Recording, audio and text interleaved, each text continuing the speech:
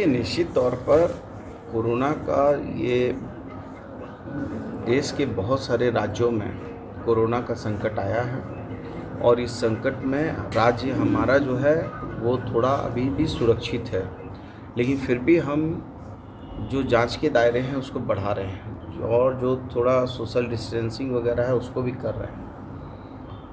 प्रयास हो रहा है कि हम कोरोना के संकट से मुक्ति के लिए जो भी भारत सरकार की गाइडलाइन है उस गाइडलाइन का अक्षरशः पालन करें और जो टीके वगैरह लगाने हैं वो सारी चीज़ों की व्यवस्था हो रही है और भी जो आइसोलेशन वार्ड वगैरह है, कोविड वार्ड है, वो सारी चीज़ों की व्यवस्था हो रही है, इसलिए कोई भयभीत होने की आवश्यकता नहीं है।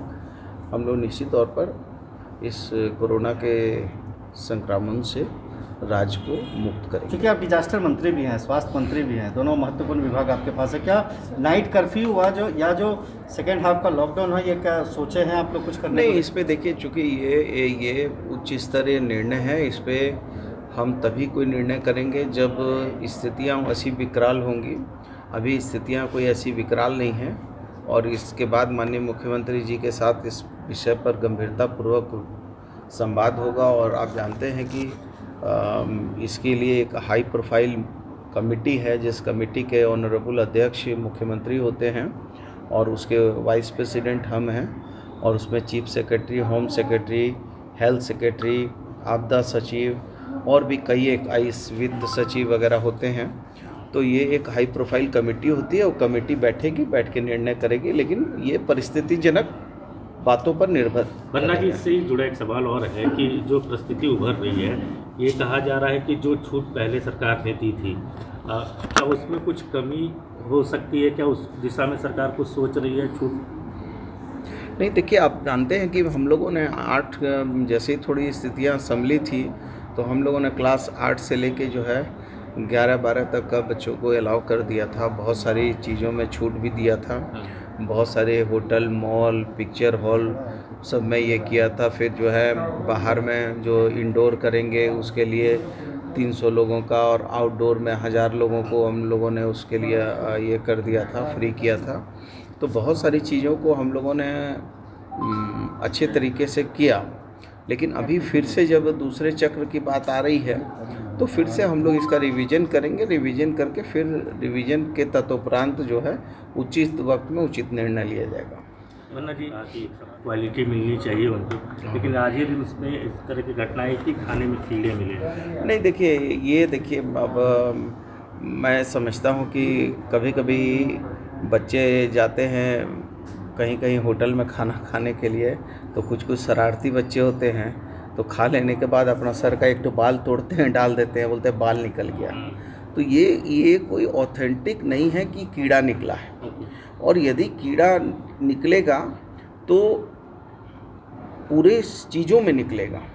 वो कोई किसी को बदनाम करने के लिए यदि कोई एक विषय को लाता है तो ज़रूर इसमें हमको बहस जांच की आवश्यकता है। फिर भी यदि कहीं कोई, मैं फिर भी ये कह रहा हूँ, यदि कहीं कोई कमी, खामी, कोताही होगी तो हम लोग निश्चित तौर पर उस पर गंभीर हैं। लेकिन हमने इसलिए गरीबों का खाने का जो उनका पैसा था वो इसलिए बढ़ाया क्योंकि 50 रुपये में 3 वक्त का आदमी कैसे खाना खाएगा, तो हमने 100 रुपया उसको किया। और देखिए, ये जो रिम्स में इलाजरत आते हैं या MGM है, PMCH है, इन अस्पतालों में जो इलाजरत के लिए आते हैं वो प्राय गरीब लोग होते हैं या मध्य वर्ग से होते हैं। तो जो संभ्रांत वर्ग के लोग होते हैं वो बहुत कम होते हैं। तो यदि हम उनको 3 वक्त का भोजन भी नहीं करा पाए तो फिर ये हमारे लिए बड़ी चिंता का विषय है।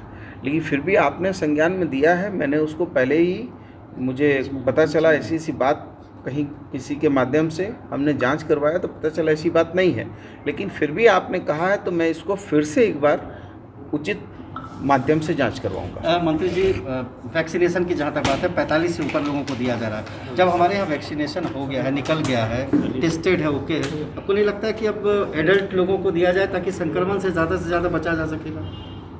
नहीं, एडल्ट मतलब आप क्या मानते हैं? 18 से ऊपर 18 से ऊपर देखिए, अभी तो आपको हम बता रहे हैं कि कुछ देशों में तो ये भी कहा गया है कि 8 साल से 10 साल से ऊपर के बच्चों को भी देने का ये है, लेकिन इस पे लगातार हमारे वैज्ञानिक काम कर रहे हैं।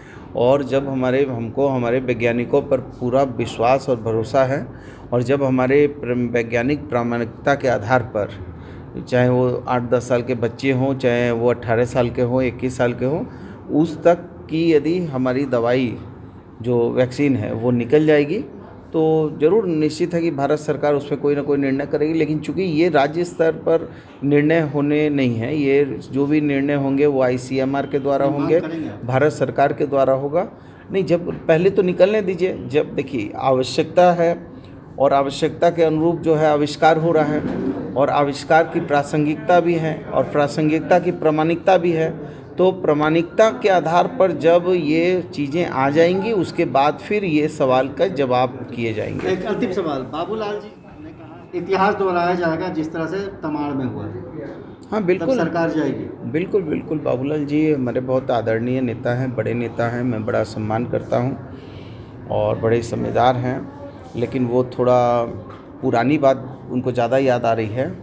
उनको नई बात थोड़ा मैं संज्ञान में लाता हूँ कि डबल इंजन की सरकार, 5 साल की पूर्व मेजॉरिटी की सरकार, डबल इंजन की सरकार, फुल मेजॉरिटी बहुमत की सरकार रहते हुए इनके मुख्यमंत्री आदरणीय रघुवर दास जी चारों खाने चित हो गए। जनता ने उनको जो है इस हाल में भी नहीं छोड़ा कि वो जो है राजनीतिक रूप से जो है उनकी दूरदर्शिता और जनता के बीच में जो है उनकी जो है अविश्वसनीयता और जो ऐसे जन विरोधी निर्णय सब हुए जो जनता के गाड़ी कमाई, खून पसीना की कमाई को बेजा इस्तेमाल कर दिया, उसी का एक सबक था।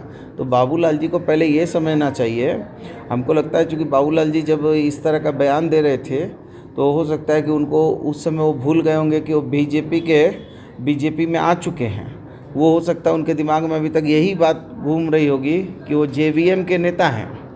वो सोच के यदि उनको उस समय ये याद रहता कि नहीं वो बीजेपी में आ चुके हैं और उनके मुख्यमंत्री आदरणीय रघुवर दास जो है चारों खाने चित हो गए हैं, डबल इंजन की सरकार वाले मुख्यमंत्री, तो शायद फिर ये बयान वो नहीं देते। आपको लगता है कि बयान उनका आखिर आधार क्या है? क्या बयान का आधार यही है कि वो भूल गए थे कि भाजपा में आ गए।